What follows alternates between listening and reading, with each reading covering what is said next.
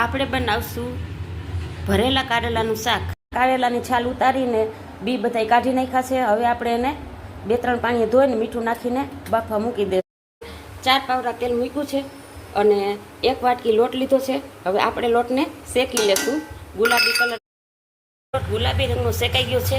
કારેલા બફાઈ ગયા। હળવે હાથેથી આમ નીચવી અને બધું પાણી અંદરથી કાઢી લેવાનું છે। લોટ સરસ શેકાઈ ગયો છે। હવે આપણે એમાં મસાલો કરી લઈશું।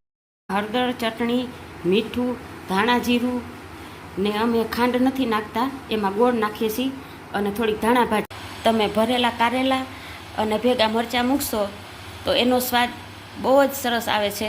અને તમે એકવાર આ શાકની રેસીપી તમે જોશો ને એટલે તમે બીજી વાર ઘરે જઈને કહેશો કે ભાઈ ભરેલા કારેલા ભેગા મરચાંય ભરીને મૂકજો। આપણે શાકનો વઘાર કરશું। આપણું ભરેલા કારેલા અને મરચાંનું શાક તૈયાર થઈ ગયું છે।